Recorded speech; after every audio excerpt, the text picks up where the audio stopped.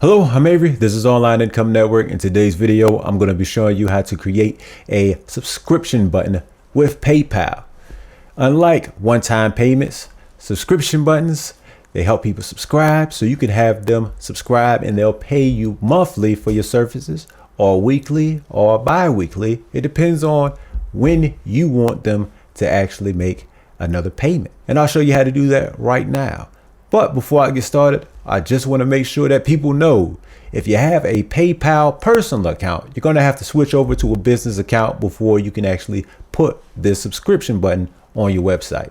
But that is free to do and it shouldn't take you that much time. So let's go ahead and get started. Right now, I'm on my PayPal dashboard and I want to go up to Tools and I'll go into PayPal buttons.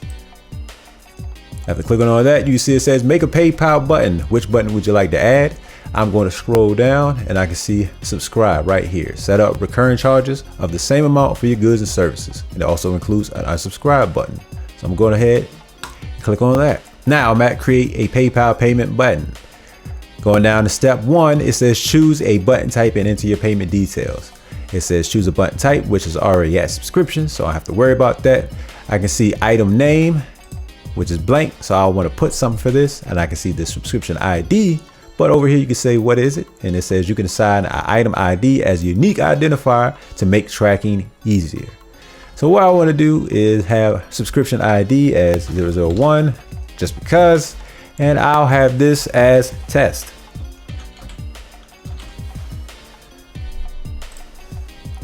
You can see right below item name it has currency. And what I want to do is keep it at US dollars. Right under currency, we have customized button. And then over to the right of that, we have a preview of what our button looks like.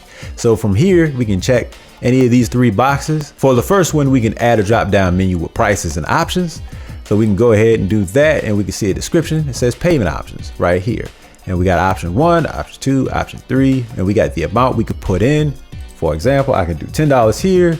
I can do 20, 35, I can do 55 here. And then I can do all 3 will be monthly.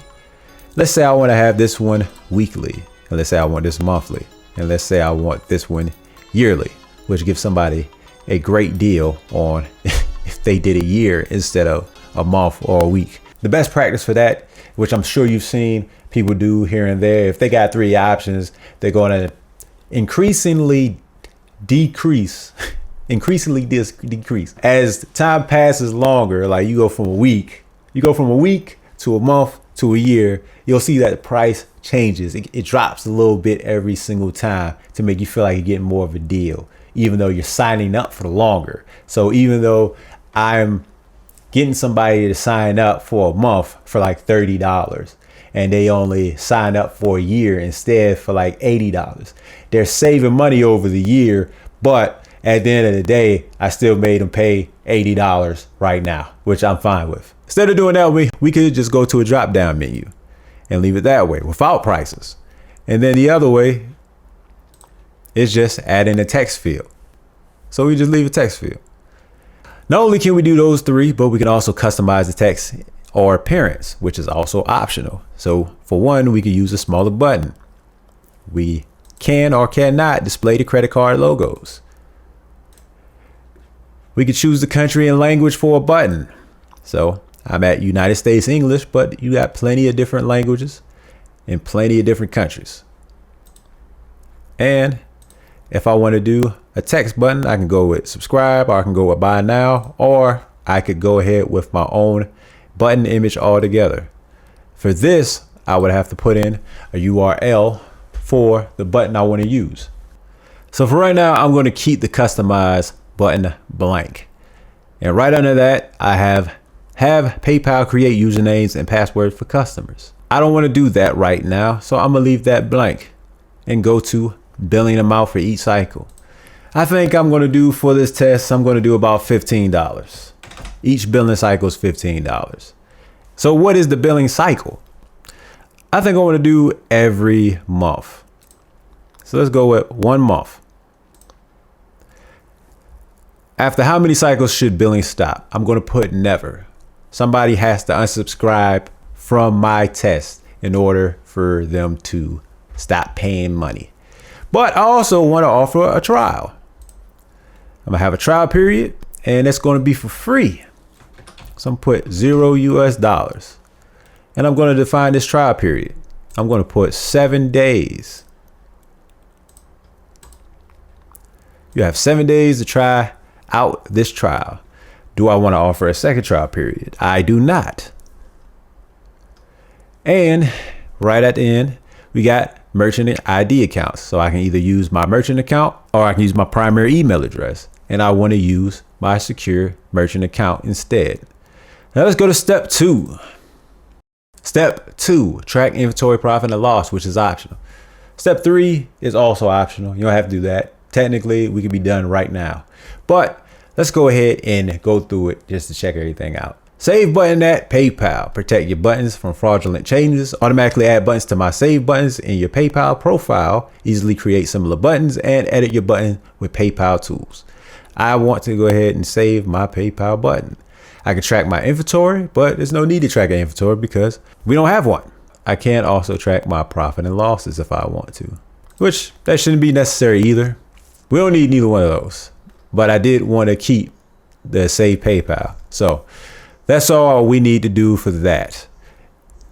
And because it says can custom buy, I don't want to sold out. You don't have to worry about that because it's never going to sell out. So let's go ahead and go to step 3. Customize advanced features.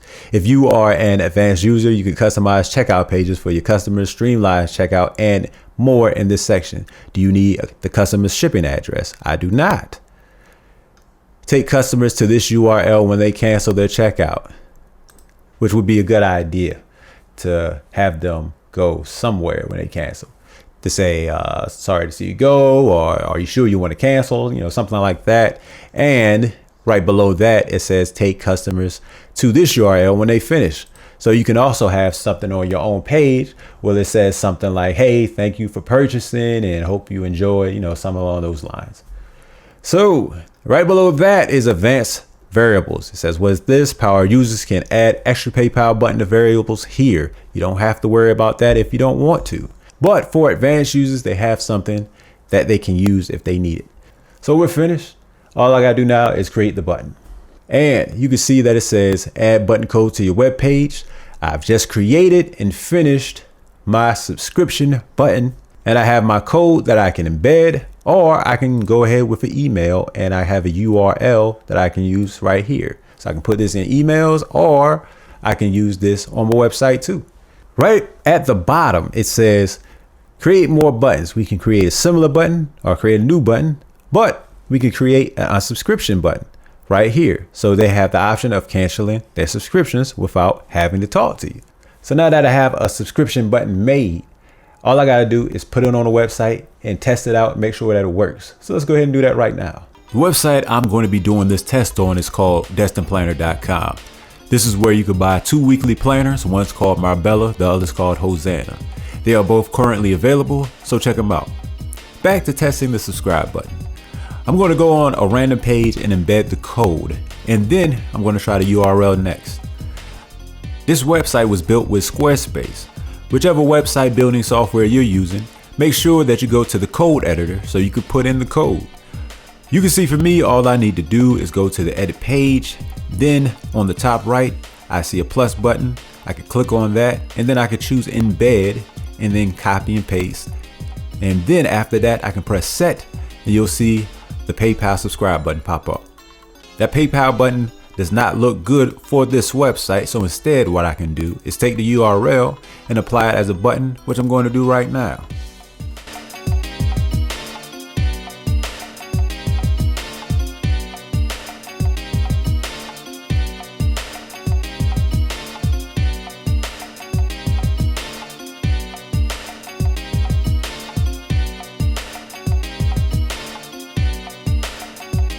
Now that I finished doing both ways, I can go check the buttons out and make sure that they both work.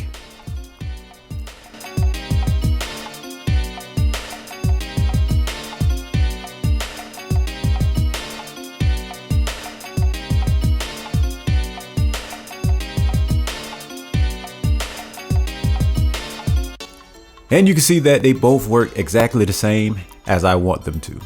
The last thing I got to do is make an unsubscribe button. So going back to PayPal, I'm going to go down at the bottom and click on make a PayPal unsubscribe button. The unsubscribe button is going to be made pretty similar to the subscribe button with a lot less work. The only thing I need to do is customize the unsubscribe button the way I want it. And then after that, I can go ahead and press create button. And then I'll have a code and a URL just like the subscribe button. So adding the subscribe button with PayPal is pretty easy. Shouldn't take you no more than about 5 to 10 minutes. And having an unsubscribe button is even easier than that. I don't know if you got the chance to see the planners for real, but hey, check them out. They're nice looking. I guess at some point I could make a tutorial on how to make a Squarespace website. But at this point in time, I got a lot more videos to do, so I'll have to come back around to that at some point later. At the same time, if I get a couple comments saying, hey, you should probably push that to the front versus the back, then, I'll rethink that. But hopefully you liked the information. If you did, please like, subscribe, share with a friend, and click the bell notification so you get notified when new videos come out from me. I make new videos every week. Thanks for watching.